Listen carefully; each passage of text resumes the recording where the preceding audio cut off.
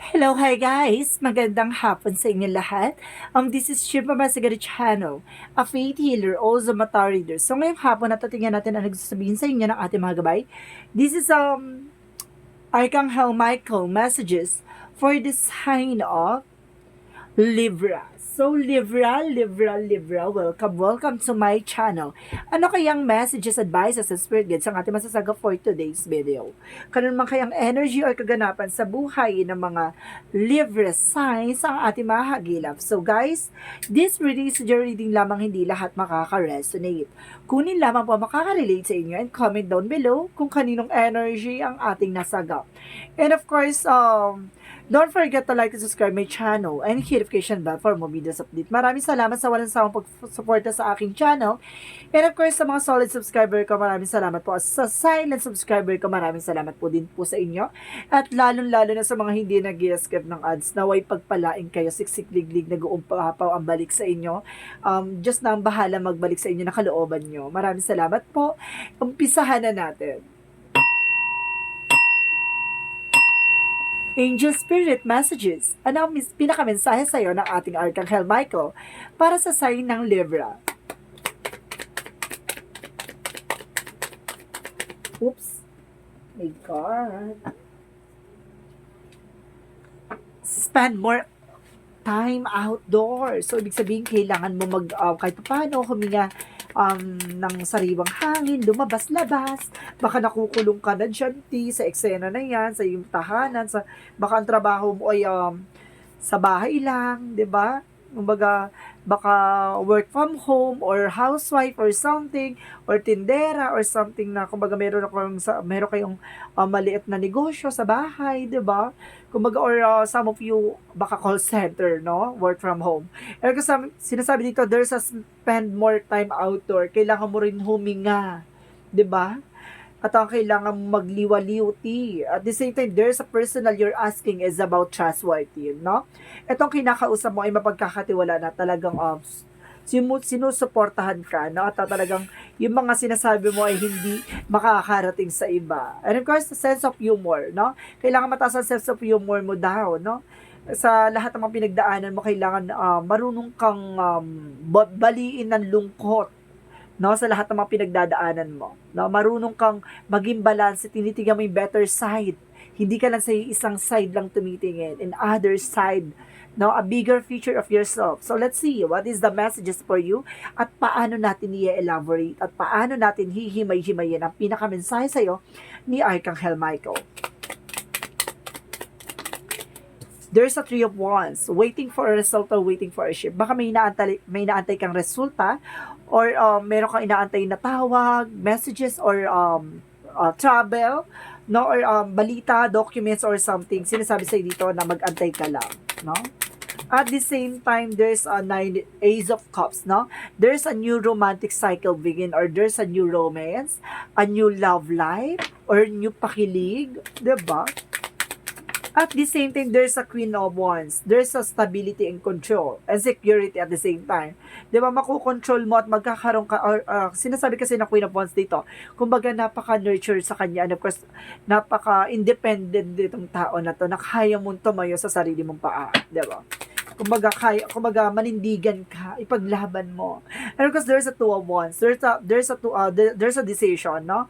At kailangan planado mo at alam mo kung ano yung pagdidesisyon mo at alam mo yung way, no, kung paano ka magdidesisyon, no? Kung anong tatahaking mo landas. Kung ano ba yung life purpose mo, 'di ba? And of course, there's a Nine of Cups. There's a wish fulfillment. Unti-unti mo na nasa sa katuparan ang magsisilbing kaligayahan mo. So let's see what is additional messages. And of course, there's a Queen of Pentacles. There's a practicality pagdating sa finances, no? Kumbaga, kayang-kaya mong i-manage about sa finances mo. At kayang-kaya mong kontrolin about dyan sa perang pinangahawakan mo. Let's see what is the Three of Wands. Three of Wands represent the King of Cups. So, meron kang trouble na inaantay dito, no? Kasama ng person mo. Or baka gusto mo makasama na yung person mo dyan. No? Sinasabi sa'yo dito na makakaalis ka, mag-antay ka lang, kumalma ka. Diba? Because the King of Cups, there's a devoted and supportive person. May taong tumutulong sa'yo, no? Para makaalis ka sa situation. No? At the same time, there's a Two of Pentacles. There's a balance. Kailangan mo maging balance, eh. 'Di ba? Love life over career. Kailangang balanse ka diyan para at least maligaya at maligalig at masaya, 'di ba? Then of course, there's a two of cups. There's a partnership, no? Stability and control. Kapag dating sa relationship, balance ka naman pala talaga. So, at magkakaroon ka ng partnership for a lifetime. So, sinasabi dito, there's an angel's number by 222 that you're on the right path, no? So, let's see what is additional messages. And because there is a 10 of Pentacles, there is a long-term success and long-term investment. Choose wisely, no? Kailangan mo mag-isipan at pagplanuhan ng maayos at kailangan mo pag-desisyonan yan ng maayos, no? Para magdala sa'yo ng long-term success and long-term investment. Even long-term relationship. So, let's see what is the Nine of Cups. Or meron ka ditong ari-arian minana kasi may nakita kong map or something. Baka meron ka ditong lote or something na mana na binibenta or something dito na kailangan mo mag-desisyon. And ako sinasabi sa'yo dito na maging aware ka lang ha kasi ito ay pang matagalan. So, ibig sabihin, gamitin mo na maayos at gamitin mo paano ka umunlad. At the same time, there's an 8 of Wands. So, there's a fast communication na magdadala sa'yo sa happiness and of course, wish fulfillment. What is the Queen of Pentacles? And of course, there's the word card. I told you, there's a trouble. Some of you baka nagtatrabaho ka sa ibang bansa. So, there's a DH. Nakikita ko domestic helper to. Or some of you parang, kumbaga, pero meron dito ko nakikita na cleaner. Some of you, ganon. Kumbaga, service crew or something na nagluluto din at the same time. Baka housewife or something na nasa ibang bansa. Ganon. What is the Three of Wands and of course the King of Cups? What is the Three of Wands and of course the King of Cups? Angel Spirit Guides. And of course, there's a Four of Wands. There's a party, celebration coming in for you. Ito yung inaantay mo diba? Ito yung inaantay mo resulta. Ito yung inaantay mo pagkakataon. So, this is it. Ito na, darating na. Kumalma ka. Darating nga siya. Diba? At magkakaroon ka ng celebration. Homecoming, rather. And of course, there's an Eight of Pentacles. Focus ka dyan sa ginagawa mo at maging balance ka. Diba? Kumalma ka at maging balance. So, what is the Queen of Wands? And of course, the Two of Cups. And of course, there's a King of Wands. Control. Kailangan kontrolado mo. At sinasabi dito, there's a security and of course, there's a stability. O ba kailangan control mo. The King and of course, the Queen of Wands. So, some of you, there's a divine and masculine energy na parehas kayo ng stability. No? So, what is the Two of Wands? Of course, the Ten of Pentacles. And of course, there's a Knight of Wands, slow and steady. No? Kumbaga sinasabi sa'yo dito na mas maganda na yung matagal man pero nahahabol din. Pero slowly but surely at sigurado ipapasa mo at mapagtatagumpayan mo tong pangmatagalang success mo. So what is the Nine of Cups and the Eight of Wands? And of course, sinasabi dito by the Temperance, there's a perfect timing or there's a divine intervention. May mga paalala sa'yo na kailangan maging aware ka rin. At the same time, there's a excuse me, God, sorry guys, nakatilala mo na ako. And of course, sinasabi dito by the Temperance, there's a perfect timing, and of course, there's a solid structure or solid foundation. May nakikita kong ganito na magdadala sa inang, kumbaga, ang ganda, kumbaga, there's a long-term success and long-term investment and solid foundation or solid structure. Kumbaga, malakas ang pundasyon na magiging masaya ka talaga dito. So, what is the Queen of Pentacles? Pangmatagalan talaga siya, because there's a Page of Wands, there's a good news. May magandang balita or may mga bagong ideas, diba? So, what is the outcome? Outcome is the Five of Wands. Maraming competitor, maraming kalaban, So, there's a lot of competitor pagdating sa Nine of Pentacles. See? The Nine of Pentacles is a blossoming abundance. So, ibig sabihin, marami na iinggit or, kumbaga, there's a disagreement or something na, kumbaga, naiinggit or nagagalit sa'yo. No? And of course, sinasabi din sa'yo dito at the same time, there's a full card. Na huwag ka nagtitiwala sa mga tinraidor ka na, no? At the same time, there's a new beginning at magtiwala ka sa process and progress, no? At the same time, there's an Ace of Wands. There's a new beginning and fresh start. Double clarification, a new beginning, and of course, a sudden, fast movement. Parang gano'n. Kumbaga may mabilisang eksena dito. At the same time, there's a Five of Cups in reverse. So, ibig sabihin, no more doubts, no more regrets. So, this is it. So, let's see what is the Love Oracle card.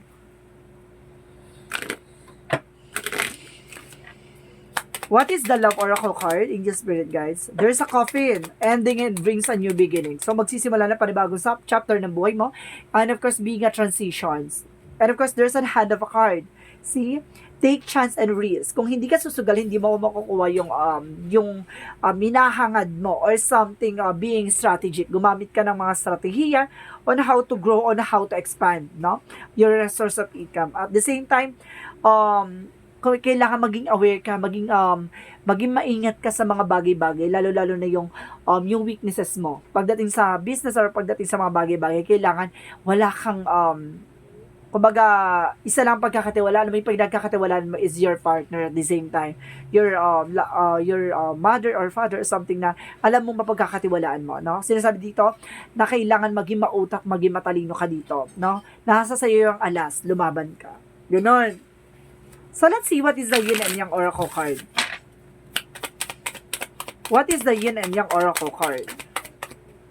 At the same time, there's a sun, strength, empowerment. See?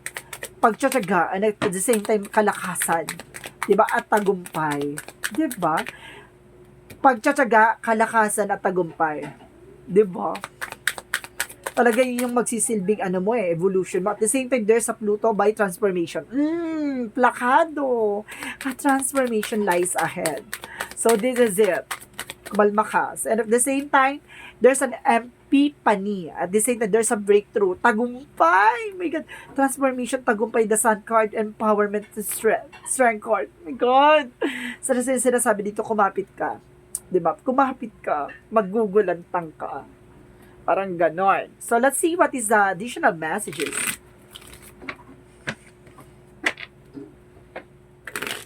Parang kumapit ka, bibiglain ka ng pagkakataon at bibiglain ka ng panahon.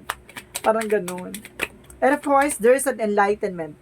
See, magkakaroon ka ng kaliwanagan and taking action. So, kailangan mo kumilos at kailangan mong gumalaw. And of course, sinasabi sa'yo dito na there's a final decisions. And at the same time, there's a there's an harvest time, preparation and abundance coming your way. So, parating na talaga ang kasaganahan. Kumapit ka. So, what is additional messages? Angel Spirit Guides. There's a spiritual teacher. Some of you, kailangan mo ng spiritual teachers na tutulong sa'yo on how to heal, on how to do something na makakatulong sa'yo para mahatak mo yung mga good energy. Diba? And of course, there's a justice, a good karma, a karma coming in. Kaya sinasabi ko sa'yo, mag-ingat kayo, tiha. Huwag kayong gagawa ng hindi maganda. Kasi magbabalik din sa'yo ng hindi maganda. So, ibig sabihin, mas maganda na yung tumutulong ka o nagbibigay ka ng kaluwagan sa iba. Kasi yun yung balik sa'yo. Magkakaroon ka ng kasaganahan. Maniwala ka. So, additional messages. There's a loneliness. Hindi ka nag-iisa. You've never been alone. At the same time, there's a regret, no? Kumbaga yung mga bagay na, may mga bagay na nasasayang or something mistakes, hindi na mababalik yan. Kumbaga, it's a opportunity from the past, no? Na para matutunan mo, na para malaman mo kahalagahan ng mga bagay-bagay. Diba? So, what is additional energy? First chakra, Archangel Uriel. 7 chakra, Archangel Uriel, sorry. About sa finances, no? Kapag tutulungan ka raw nito about sa finances mo. And attachment, no? Kailangan bitawan mo. At kumbaga yung mga bagay na hinahawakan mo, pagmasdan mo. Na ang bilis mo kasi ma-attract or mabilis ka ma-touch. Pero kailangan pagmasdan mo at tignan mo. Mamaya nagbabalot kayo lang yan. Or some of them baka kumukuha lang ng information yan. And appreciation. Marunong ka dapat mag-appreciate ng mga bagay-bagay. Maliit man yan, ano man yung malaki or something yan. Marunong ka dapat magpasalamat. Diba? Lalo-lalo na sa ating may kapal. So, what is the Romance Angels? What is the Romance Angels? Heart-to-heart communications and conversations. Sinasabi dito, honestly, discuss your feelings with each other. Yun nga yung partnership. Diba, kailangan wala kayong tinatago, pares kayo ng stability, pares kayo ng control, pares kayo ng emotions. Diba, being a balance together. So, let's see what is the Monsology. And of course, what you need to release. Ano yung kailangan mong alisin. Diba? Kung may mga traidor, may mga ahas, or may mga negative energy or negative thoughts, something na kailangan mo na i-release. No? And of course, what is the chakra? What is the chakra? What is the chakra angel spirit guides? My God. There's a self-worth. Alam mo dapat yung kahalagahan mo. Na alam mo dapat kung anong grounds mo. And of course, there's a victim. See? Some of you baka biktima ka ng mga mapang-abuse or something. Mag-ingat po ha. Lagi ka nabibiktima daw. And because there's a destiny. So, ibig sabihin talagang nasa palad mo yan mga mangyayari sa buhay mo. Kaya kumapit ka. No? So, what is Arcangel Raphael messages? So, what is Arcangel Raphael messages? Listen to your intuitive feelings. Makinig ka sa gut feeling mo. Kapag alam mong parang may divine intervention o may paalala sa iyo ang ating angel spirit, maging aware ka. No, kung mamaya nakikakita ka ng angel's number, may mga ibig sabihin yon. So, i-search mo na kagad. Kasi, kumbaga paalala sa iyo ng angel spirit para maging pay attention sa mga nangyayari sa paligid mo. Parang ganun siya. So, let's see what is the Jesus loving quotes. What is the Jesus loving quotes? And of course, sinasabi dito, take their no thought for the morrow shall take thought for it things itself. So, ibig sabihin dito, kumbaga, hayaan mong dumating ang kinabukasan. Huwag mong antayin o kumbaga, mag-expect, no? Huwag kang mag-expect. So, antayin mo siyang dumating in natures, no? Kasi nagkakaroon ng delays or cancellation. So, sinasabi sa'yo dito na tuloy-tuloy lang yung eksena mo. Huwag mong pagmasdan or huwag mong kontrolin yung situation. Hayaan mong dumalo in the nature. Surrender mo sa universe, rather kay God, kung ano man yung kaganapan sa buhay mo ngayon. So, what is the angel's number?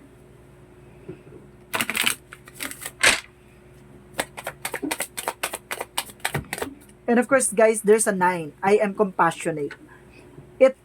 It's your compassion that makes you shine. You are devoted into helping that greater good and have a strong talent for speaking up to others. Your soul is most satisfied when you are being of service. So, ibig sabihin, some of you baka trainer, some of you baka teacher, or professor na nagbibigay ng information sa mga bagay-bagay na gusto mo yung ginagawa mo. Kumbaga, devoted ka dyan sa ginagawa mo. Kaya, kumbaga, nature na sa'yo kung paano magbigay ng advices, and of course, information heals, no? Kumbaga, kayang-kaya mo magbigay ng kahit na anong information na makakatulong sa ibang tao. Mga informative information. So, let's see what is additional messages for messages of life.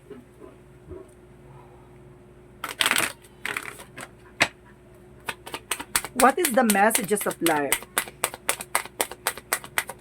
And of course, achievement. As I advance up the road towards achievement, I discover my greatest strength and learn of each challenges. I believe in my truest potential. Today, I have faith in my abilities and in myself. I move forward towards the fulfillment of my visions. I reach my objectives. I am courageous. I am embrace my life. I am always in a good company on this journey towards the light. See? Kumbaga, step by step. Na kumbaga, binibigyan mo ng process and progress yung mga bagay-bagay na nangyayari sa paligid mo. Hindi mo, kumbaga, kinukontrol na hayaan mong dumaloy, di ba? Kumbaga, alam mo yung mga difficulty, challenges, kumbaga, handa kang sumabak sa hamon ng buhay. Basta alam mo sa sarili mo, kumbaga, isa ka sa makakakita ng liwanag at makikita mo ang tagumpay after ng lahat ng sakripisyo na pinagdaanan mo. So guys, this reading is Arcangel Michael messages for the sign of Libra. This reading is a general reading lamang, hindi lahat makaka-resonate. Kunin lamang pa makaka-relate sa inyo and comment down below kung kaninong energy ang ating nasagap. And of course guys, maraming salamat sa walang sawang pag-support sa aking channel, lalo-lalo na hindi nag-i-skip ng ads. Naway pagpalain kayo ng may kapal. Naway Diyos na ang bahala sa inyo magbalik niyan. Maraming salamat po sa inyo. And of course, don't forget to like and subscribe my channel and hit notification bell for more videos update. And of course, comment down below your full name, birthday, and of course, location nyo kung asan man kayo, saan man sulok na mundo para sa susunod na reading natin. Baka energy mo na ang masagap at mahagilap ng ating mga gabay. Maraming salamat and see you in the next video. Bye-bye and babush!